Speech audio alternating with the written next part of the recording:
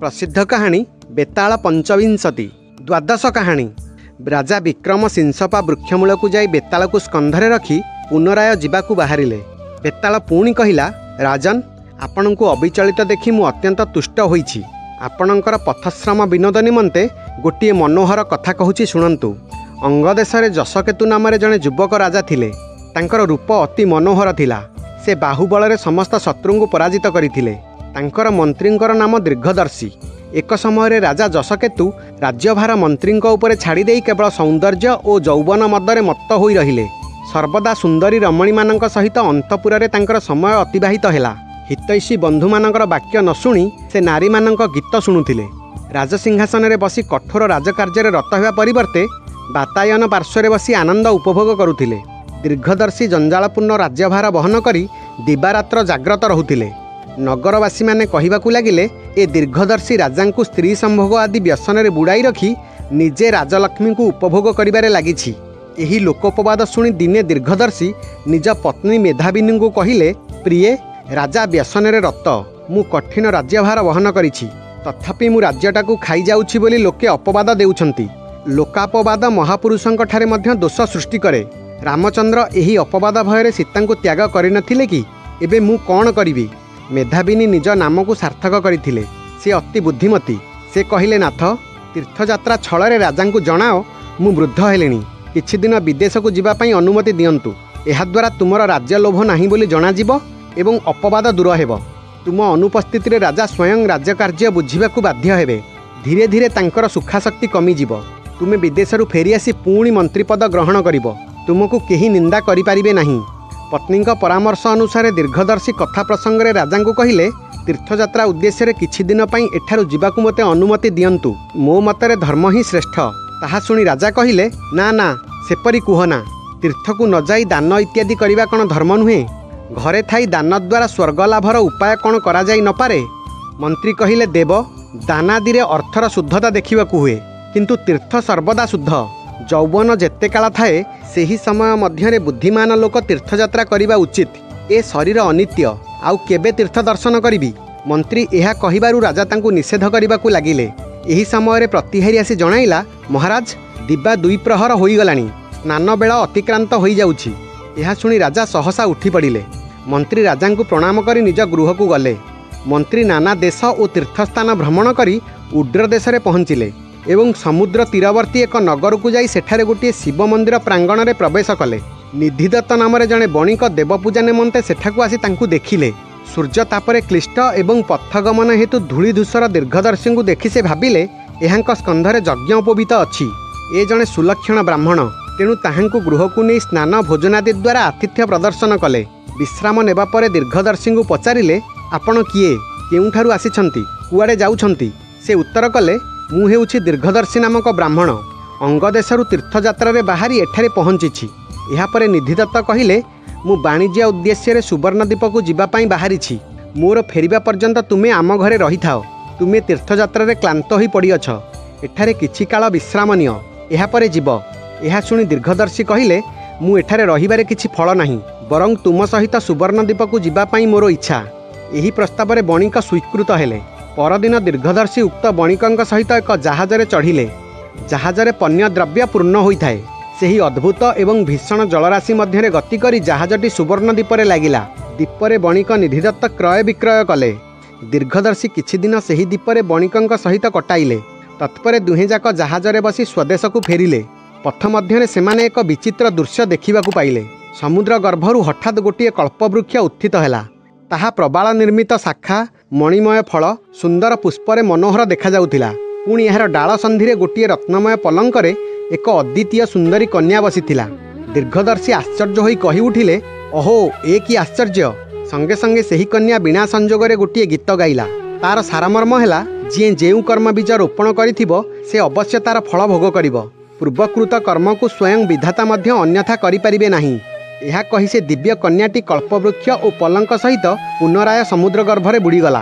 दीर्घदर्शी कहिले, मु कि अद्भुत दृश्य देखिली। काहीं समुद्र, काहीं अबा सेही दिव्य तरु, पलंक और दिव्य कन्या सहित वृक्षटी कुआडे गला?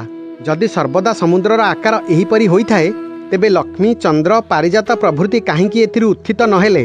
ଏହା ଶୁଣି ଜାହାଜର ନାବିକମାନେ କହିଲେ, ମହାଶୟ, ଏହି ଦିବ୍ୟ କନ୍ୟା ସବୁଦିନ ଏହିପରି କ୍ଷଣକ ପାଇଁ ଦେଖାଦେଇ ପୁଣି ସମୁଦ୍ରରେ ବୁଡ଼ିଯାଏ।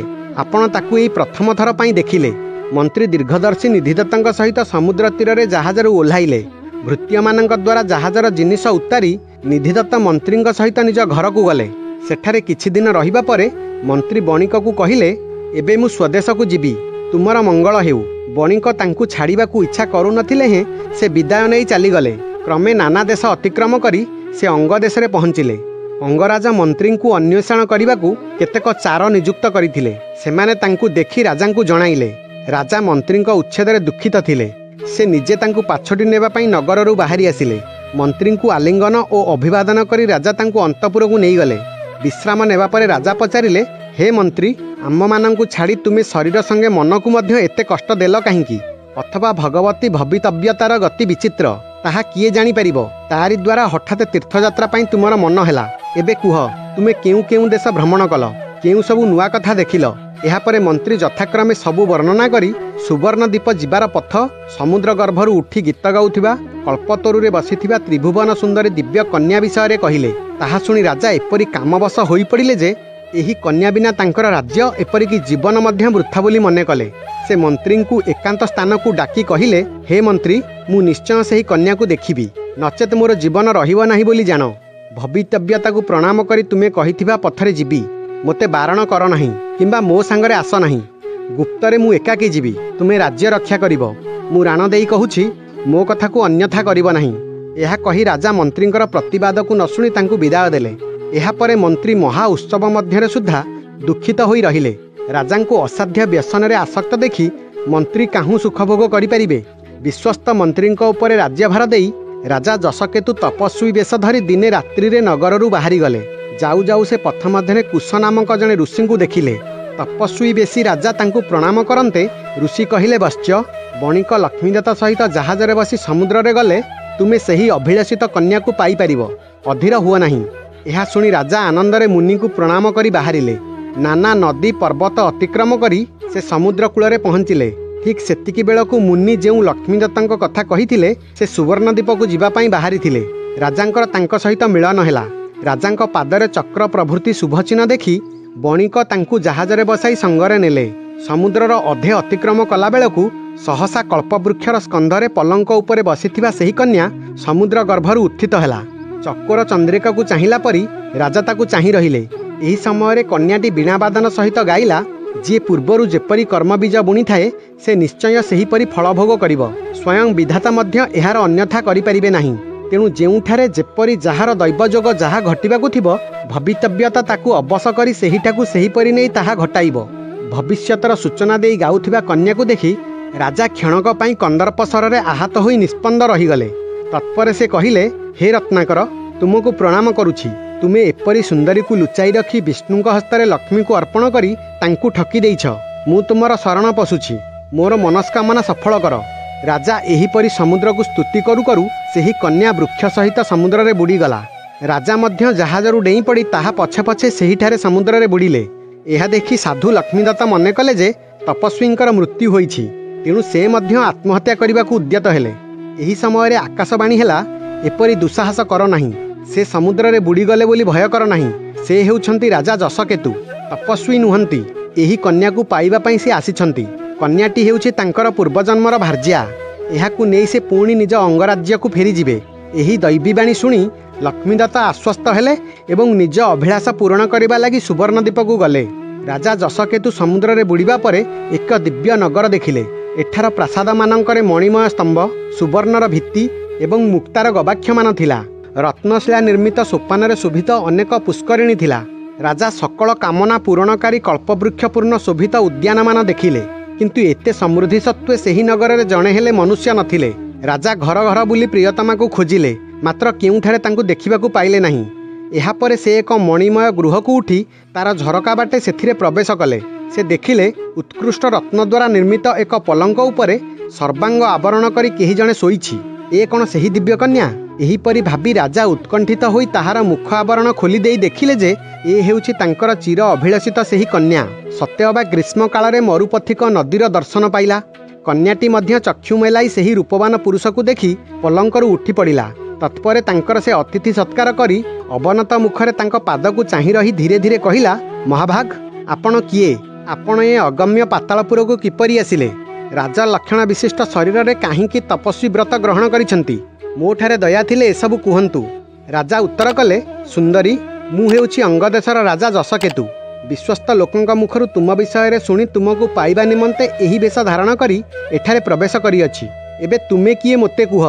उक्त कन्या लज्जा प्रकाश करी अनुराग सहकारे कहिला, महाभाग मृगांक सेन नाम जड़े विद्याधर राज अछंती। मु हेउछि तांकर कन्या। मोर नाम मृगांकवती। कौनसी कारणरू मोर पिता मोते एठारे एकुटिया छाड़ी देई पुरवासी सहित कुआडे चले जाइछंती मु जाने नहीं। तेणु मु कल्पद्रुमरे बसी एही नगरीरू समुद्र उपरकू उठी भवितव्यता विषय गीत गाई थाए। कन्याटी राजांक प्रति अनुरागरे विह्वल होई तांकर पत्नीत्व स्वीकार कला एवं एक नियम जणाई कहिला, हे पतिदेवता प्रति मासर शुक्ल एवं कृष्ण पक्षर चतुर्दशी और अष्टमी एही चारोटी दिन मु केउआडे गले तुमे बारण करिबो नाही कि मोते देखिबो नाही। एथिर विशेष कारण रहिछि। राजा ए नियम को स्वीकार करि नेई ताकू गांधर्व विधि विवाह कले एवं ता सहित रही दिव्य सुख भोग करने को लगिले। एकदा मृगांकवती राजा को कहिला, नाथ तुमे एहिठारे मोते अपेक्षा करी रही थाओ, कौनसी कार्य मु अन्यत्र जाउछि। आज कृष्ण पक्षर चतुर्दशी तिथि। तुमे एही स्फटिक निर्मित गृह कदापि प्रवेश करिबो नाही, आउ ए पुष्करिणी मध्य प्रवेश करिबो नाही। जदि प्रवेश कर तेबे तुमे सेही मुहूर्त रे भूलोक को चली जिवो। एहा कही से कन्या जीवाकू बाहरिला। से कुआडे जाउछि जानिबा पई उत्सुक होई राजा तरबारी धरी ता पछे पछे चलिले। एहीपरि किछि दूर जिबा परे राजा देखिले एक भीषणाकृति राक्षस आसी भयंकर गर्जन करी मृगांकवती को गिळीदेला। राजा क्रुद्ध होई तत्क्षणात तरबारी रे ताहार मस्तक छेदन कले। राजा पत्नी वियोगरे अत्यंत दुखित होई राक्षसर उदर को चिरी देबारु मृगांकवती अक्षत शरीर रे बाहरी आसिला। यह देखि राजा आस आस कही ताकू आलिंगन कले। पचारिले, प्रिये ए कौन स्वप्न ना माया? यह शुणी सेही विद्याधरी कहिला, आर्यपुत्र शुण, यह स्वप्न नुहे कि माया नुहे। मोर पिता विद्याधर राज एहीपरि अभिशाप देइथिले। मोर पितांकर अनेक पुत्र थिले हें मो प्रति अत्यधिक वात्सल्य हेतु मोते छाड़ी भोजन करू नथिले। मु सर्वदा दुई चतुर्दशी दिन एठाकू आसी शिव पूजा करुथिली। थरे एक चतुर्दशी रे मु गौरी पूजा करू करू दैवात समस्त दिनटी बीतीगला। सेही दिन पिता मोते अपेक्षा करी क्षुधार्त होई मध्य किछि मात्र भोजन न करी मो उपरे कुपित हेले। एपरिकी सेदिन से जल सुद्धा ग्रहण कले नहीं। रात्रि हेबारु मु जाई अपराध हेतु मुख तळकू करी तांको आगरे उपस्थित हेली। भवितव्य बलरू से मो प्रति स्नेह त्याग करी मोते अभिशाप देले।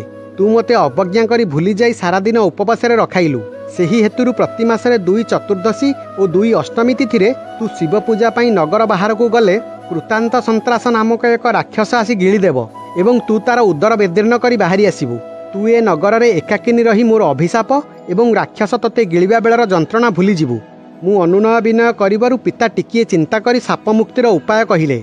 जेउ दिन अंगदेशर राजा जसकेतु तते पत्नी रूपे ग्रहण करिवे और तोते राक्षस गिळिबार देखि ताकू मारिबे, सेही दिन साप मुक्त होई तार उदररू बाहरिबु एवं सापादि समस्त कथा स्मरण करि पारिबु। पिता एपरि साप मुक्तिर उपाय कही मोते एठारे एकुटिया छाड़ी देई पुरवासींक सह निषद्ध नामक पर्वत को चलीगले। मु सापग्रस्त होई एठारे वास करुथिली। एबे से सापरु मु मुक्त एवं समस्त कथा स्मरण करि पारुछि। तेणु आज पितांक दर्शन पाई निषद्ध पर्वत को जीवी। तुमे एहिठारे थाओ अथवा निज देश को जाओ, जहा तुमर इच्छा। मृगांकवती ठारू एहा शुणी राजा नितांत दुखित होई कहिले, हे सुंदरी तुमे आज न जाई 7टी दिन अपेक्षा कर। एही उद्यान रे तुम सहित विहार करी मु एई केतोटी दिन चित्त विनोदन करिबी। एहा परे तुमे पितांक निकट को जीव एवं मु निज देश को चली जीवी। मृगांकवती ताहा ही हेउ बोली कहिबारु राजा जसकेतु ता सहित उपवन स्थित पुष्करिणी मानकरे 6 दिन पर्यंत विहार कले। भूलोक को जीवार पथ जेउ पुष्करिणी रे थिला, राजा सेही पुष्करिणी को कौनसी छଳରେ पत्नी को नहीं गले। सेठाकू आसी ताहार गला को धरी सेही पुष्करिणी रे पड़ीगले एवं तत्क्षणात पत्नी सहित निजर उद्यान स्थित पुष्करिणी रे पत्नी सहित बाहरी पड़िले। सपत्नीक राजा को देखि उद्यान रक्षक माने अत्यंत आनंदित होई दीर्घदर्शी मंत्री को जणाइले। से जाई राजांक पाद तले प्रणाम करी राजा और तांक सहित आसीथिबा प्रियतमा पत्नी को प्रासादर अंतपुर को नहीं गले। एहा परे मंत्री चिंता कले, ए दिव्य रमणी को राजा किपरि लाभ कले। वास्तव में विधाता कपाल रे जहा लिखि थाए ताहा जेते असंभव हेले सुधा अवश्य मिली थाए। राजा स्वदेश को फेरिबार देखि मृगांकवती सप्ताह पूर्ण होइथिबारु निजर विद्याधरपुरी को जीवाकू इच्छा कला, किंतु विद्याधरपुरी को उड़ी जीवार विद्या तार स्मरण हेला नहीं। तेणु से घोर विषाद अनुभव कला। राजा पचारिले प्रिये एते विषर्ण कहीं? विद्याधरी मृगांकवती उत्तर कला सापमुक्त होई सुद्धा मु जे तुम स्नेह बसरे आबद्ध होई एते दिन रहिली सेथि जोगु मोर विद्या और दिव्य गति नष्ट होई जाइछि। एहा सुनी राजा हृष्ट होई कहिले मु सेही विद्याधरी विद्या सिद्ध करिछि। एहा कही राजा एक महान उत्सव कराइले। यह देखि मंत्री दीर्घदर्शी गृह को जाई शज्यारे पड़गले। संगे संगे तांकर छाती फाटी जिबारु तांकर प्राण बाहरी गला। तहु राजा स्वयं राज्यभार ग्रहण कले एवं मृगांकवती सहित स्वर्गीय सुख अनुभव करी दीर्घकाल राजत्व कले। एही कथाटी कही बेताल राजा विक्रम को पचारिला, महाराज निज प्रभु एपरी अभ्युदय लाभ करिबार देखि मध्य मंत्रींकर जे छाती फाटीगला सेथिर कारण कुह। एही दिव्य कन्या को से निजे पाई पारिले नाही बोली सेही शोक हेतुरु अथवा तांकर राज्यपति लोभ थिला मात्र राजा फेरी आसिबारु दुख हेबा हेतुरु? राजा उत्तर कले, जोगीश्वर ए दुईटी कारण मध्यरु कौनसीटी सेभली उदार चरित्र मंत्रींक ठारे संभव होई न पारे। मोर मन हुए मंत्री भाबिले जेउ राजा साधारण नारींक अनुरागरे पड़ी राज्य को उपेक्षा करि देइथिले एबे से दिव्य विद्याधरी प्रति आसक्त होई कौन न करिवे। मु एते कष्ट सही मध्य मोर राज्यभार उणा करि पारिली नाही। एहीपरि चिंतारे मंत्रींकर छाती फाटीगला। मायाबी बेताल एही उत्तर शुणी तत्क्षणात निज बासस्थान को चलीगला। राजा मध्य ताकू आनिबा निमंते पुनराय सिंसपा वृक्ष निकट को गले। कहानी जदि भल लगी थाए तेबे चैनल को सब्सक्राइब करंतु।